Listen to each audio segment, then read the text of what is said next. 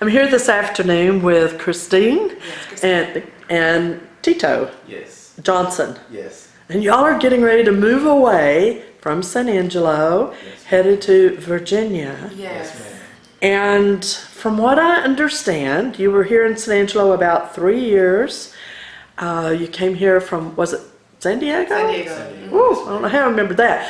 And but a lot of things have changed in your life and in your marriage since you've been here in San Angelo. So, Yes. who wants to start give us a little background? Well, we've been in San Angelo for 3 years. We've been at CHOP for Christian House of Prayer. Christian House of Prayer for a year and a half, and we're under the leadership of Pastor Dawkins and Pastor Gwen, which are phenomenal. Their marriage actually blessed us, actually helped us out in our marriage along the way, and to them, we just want to thank God for sending them in our life because if it wasn't for them, our marriage wouldn't be where it is to this day. Yeah. So basically, when we got here, we were in that place of trying to figure things out. So we had at the church when we started. We've been married for 7 years when we started. 7 years. Yeah, 7 years. And with the kids, work, church, everything. We kind of lost how to stay connected with one another. So things would kind of get a little shaky here and there, not out of anger for each other, but just kind of frustration. Trying to find balance is what we were trying to do. And so when we joined the church, the most memorable moment was the Valentine's weekend. Yeah, Yes. Valentine's weekend. I love it. You just lit up. And we stayed right here in San Angelo, and their creativity, how they managed to make a whole weekend out of it. It started off with the class. The dance classes. Yes. Oh gosh, dance classes were the best because we've always wanted to dance. With each other. The dance classes. He never even danced. If we go somewhere like to a party, I couldn't even get him to dance. But when Now, you're a Navy officer. Don't y'all have a ball? A ball, yes. I can never get him to dance. All right, all right. I don't know what it is, but we got here. He was all for the dance, and it was called "Marriage Is Not a Fight, It's a Dance." And so it was really beautiful. Just going to the practices, rehearsing it, and then we also did water aerobics. We did paint night. So every day was something, including all the dance rehearsals, and we ended it on that Sunday with the dance. Wow. And it was beautiful, and it just showed us how to use what we have, use our resources. We don't have to go away all the time. We don't have to, get outside the house all the time, and that's what we were used to. But obviously with the kids, you can't do that anymore, And then also with the dance, just going to the practices, us holding each other's hands, us being close to each other. I mean, it just did something for the both of us, something that we was losing, we was getting away from, just being close to each other, holding each other, and that really ministered. And especially when he placed it, he said that marriage is a dance, it's not a fight. I mean, and every time we was looking forward to going to practice, holding each other's hands, me being behind Christina and just doing the dance. We would actually go home and we would actually rehearse it over and over again. Just to be able to look at Christina in her eyes and just smile at her. And that's something that, our marriage was getting away from just because of the kids, work, Christina, just the trials and tribulations of life.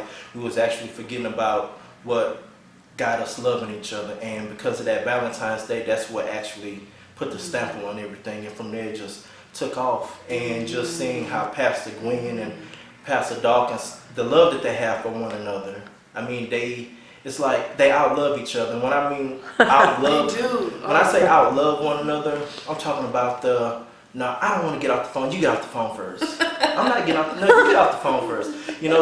It's like they still have that. The honeymoon dating, Exactly. you know, but it's real, and that's what it's become about. That's what we see when we see them. You know, it's outlove one another. That's how to make marriage work. You know, how to beat each other and loving each other. That way, everybody wins. That's right. You know, Yeah. and so that's literally what we've been doing. You know, ever since that. You know, the kids, they go to bed, they can't come in our room anymore. We have date night right there. We don't get out, but it's karaoke, card games, whatever we can do. You know, we invest in each other. You Awesome. know, and it's just where they adore each other. You know, their marriage, the love that they have for each other, for their children, it flows into the church.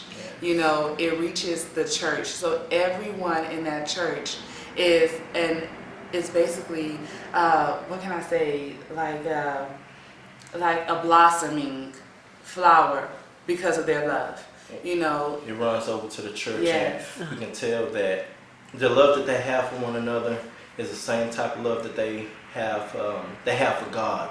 You know, it flows over into the church, and that's the same way that they have that same love for their ministry, for the people of God, and they have the unconditional love, and that's what we love most about them. That's what we love most about them. yeah. Amen. Well, what was unique is your emphasis and what you're sharing is really strong about Pastor Ralph and Quinn Dawkins, about the church. Was this something new to y'all to experience? This was definitely something new. Yes. Definitely Okay. something new. Yes. Because as I shared before, we've never been around a successful marriage before, and that's something that we always prayed about. We always prayed to God, like, show us what a healthy marriage looks like. Show us, place some people in our life, we can actually sing the same cadence to, something to go off of. And God placed Pastor Glenn and Pastor Dawkins in our lives, and that was just a prayer being answered. Yes, because every either everyone was single in our life, or marriages failed, or they were together and were just completely unhappy. Even as we were growing together, we were helping other people marriages. However, we felt like we didn't have much to go off of but the word. That's literally what we use to try to make this work. But to actually see Pastor Dawkins and Pastor Gwen, give us that life example, that real example of how to operate as a couple naturally and spiritually, it blessed us so much. They're teachers. They're our teachers. I don't think they know that, but every time they tell their story, they bring it into the Word. Yes. We see ourselves. We're like, oh my gosh, we do that, or we can do that. So when we see them, we're like, this is what we want to look like at that time in our life. And everywhere we go, we'll see a married couple, and we'll just have a conversation with them. And one thing that we'll ask them, how long have y'all been married? What's the secret? Yeah. What's the secret to y'all marriage being? And the answer is real vague. But for us to come here to San Angelo and we actually get to walk through it, see it for ourselves and experience it, through the church and sonship, because we get a lot of one-on-one time with Pastor Gwen and Pastor Dawkins, and for them to actually minister to us about marriage, putting God first before anything, it's just a testament to us, and we actually love them for that. So your life has radically changed, it sounds like, Yes. in that year and a half that you spent at the Christian House of Prayer, CHOP. And so what do you say to other couples that are struggling? What should they do? Outlove one another. That's literally it.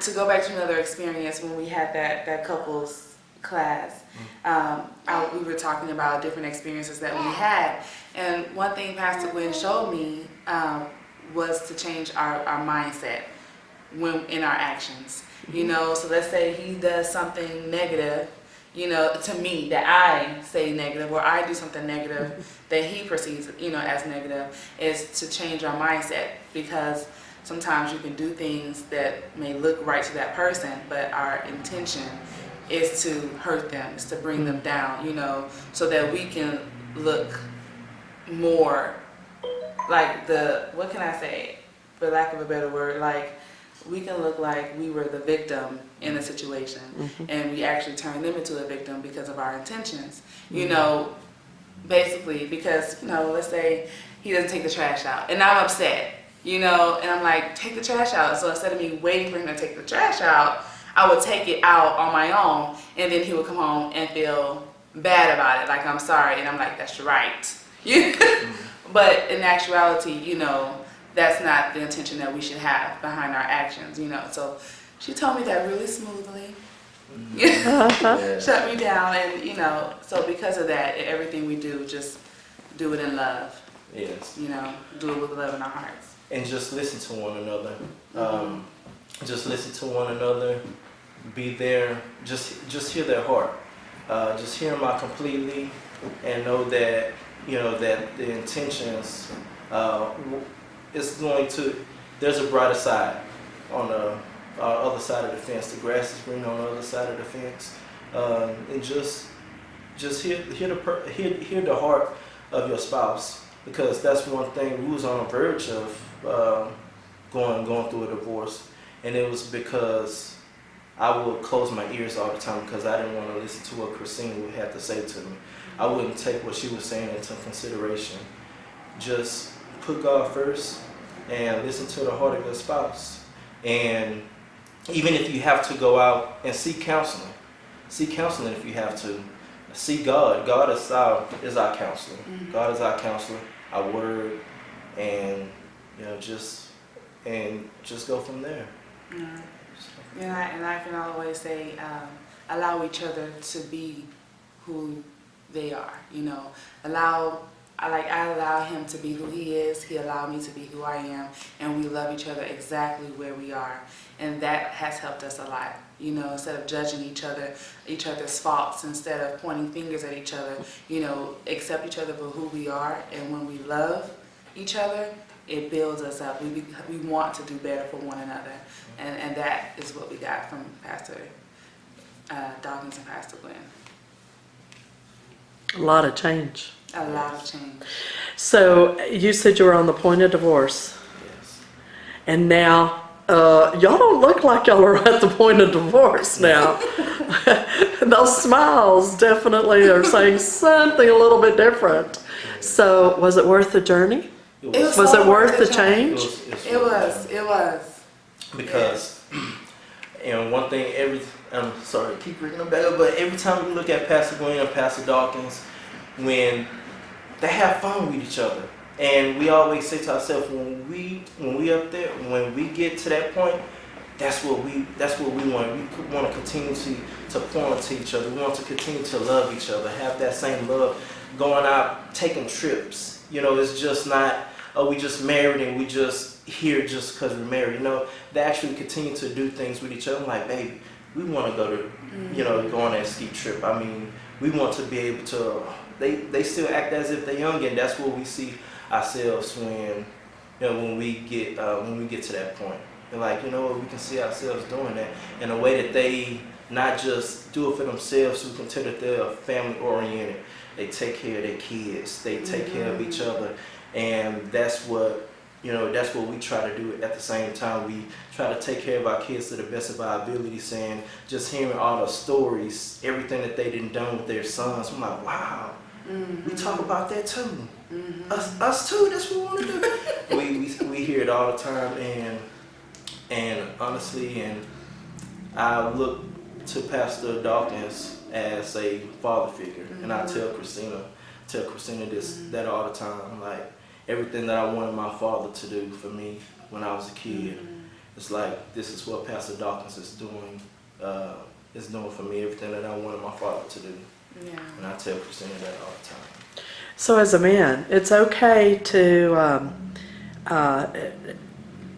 have a new person step into that father role, even though your father, I don't know if your father's alive or is part of your life or what, but someone else to step in.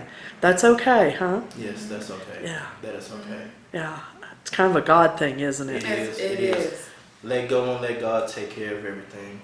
Because He provides. yes, and it's because God, He knows our needs. And to this day, I still I talk to my son about it, and I said to myself that I will never treat my son how my father treated me. And to this day, it's still like, wow, I wonder what would happen if I would have had my father there. Yeah. And now that Pastor Dawkins has stepped in and God, he is all sufficient. He provides all of our needs. And to this day, even though I'm 34 years old, that still is a place in my heart, that a void that I want to fill through whatnot. And Pastor Dawkins, he came in and he filled that void. He filled that void. May I ask, was your father a part of your life, or was he separated from your family? He was a part of my life when he wanted to be a part of my life. Okay. The times when I was looking for him, he wasn't there. I wouldn't talk to my father for 3-4 years. Wow. Sometimes. Wow. And then for him just to pop back up into my life for a couple of weeks, I would gravitate to it, and I loved it. I'm like, wow, because it's just about a young kid. He wants his father around. And my mom, she didn't want me around him or whatnot, but I was a kid. I just wanted that manly hug from my father, and I didn't care. And he go out of my life for another 2 years, and come pop back up, and I was happy all over again. And then as I got older, I was like, no, this is not right. Yeah. For him to keep stepping out of my life. And now, I can call Pastor Dawkins up at any time, and hey, and he will answer. He won't turn his back on me. He won't walk away from me. And that's everything that I wanted. Even though you're moving away, Even though that's still going to be there. We just got through playing basketball, matter of fact. Just got through playing basketball. All right, good deal. Yes. But that's everything that I wanted. My father, just to be there, just to be a voice, just to give some manly advice, some worldly advice, some godly advice. And that's everything that Pastor Dawkins has implemented in my life. So you're able to see through his relationship that he has established with you how you should carry on that type of relationship with your son now. Yes. Yeah. So now you are able to implement through your experience with Pastor Dawkins how to raise your son so he doesn't have that void. Exactly. Which divorce would have put a big void right there. Yes. Yeah. Yes. And my father, he actually got a divorce from my mom, and it was a bad breakup, and it was a real ugly divorce, and I was a part of it. And just to see how he interacts with his kids. I remember it was just we had a men's fellowship, and he brought Aaron to the men's fellowship, and just to hear everything that the men's locker room talk that they used to have, how they just used to be in a weight room, just talking about different things, just talking about sports, and I was like, wow, Yeah. that's everything that I wanted. And that same relationship that he has, I see me doing the exact same thing with my son, and it just does something for me. So every time he talks about Aaron or talks about Moshe, my ears are inclined. I'm like, okay, I'm gonna take that out of your page. I'm gonna use that. And he's very motivational. He's an excellent leader. They do everything in excellence. So I have to ask you, with this experience change that Tito has been able to experience with Pastor Dawkins, and seeing how it's impacting now your children, y'all have 3. As a mom, how is that impacting you? Greatly. It has a great impact on me. So, seeing the change occur in him, it excites me. It just makes me want to make sure I'm being a better wife to him. I'm being a better mother to my children. And so everything that we do is in careful detail with each other, for one another. I see Pastor Gwen quietly and silently, do everything that she needs and wants to do. I was quite mildly. Would you say I was quite mildly? I was quite mildly, and so, and just an observation, of Pastor Gwen, and I see, Pastor Dawkins reverence Pastor Gwen, Yes. so she's able to still get her point across, still, be involved, still do what she needs to do very silently, and still get taken care of. And I honestly learned a lot just from that, and I just incorporated. And I like that you brought that up too, reverence. Yeah. It was a couple of weeks ago. It was I think it was the top of the stove that was being delivered to the church, and me and Pastor, we went out to go get it, and he went to Pastor Gwen. Pastor Gwen, I think this is your delivery right here. And she was like, open it up. And Pastor Dawson was like, no, baby, you open it up. Pastor Gwen was like, no, open it up. And Pastor Dawson was like, no, baby, you open it up. This is your thing right here. This is your thing. Open it up. So they both open it up. I'm like, wow. It's like nobody didn't step on anybody's toes. That was amazing. And then me and Pastor Dawkins, we took the top of the stove out, and Pastor Gwen was like, baby, put it over there, and we put it up. We didn't hang it up. She just wanted to see how it looked up on the wall. Just scoot it over a little bit, baby. And Pastor Dawson looked at him. Is this good enough? No, scoot it just up. Smidgen. Is this good enough, baby? Raise it up just 2 more inches, and I think that's gonna be perfect. We rose it up a little bit, and she's like, perfect. That you're like, you sure? Yes, that's it right there. And he just kept reiterating, is that perfect? Is this what you want? And I'm like, wow.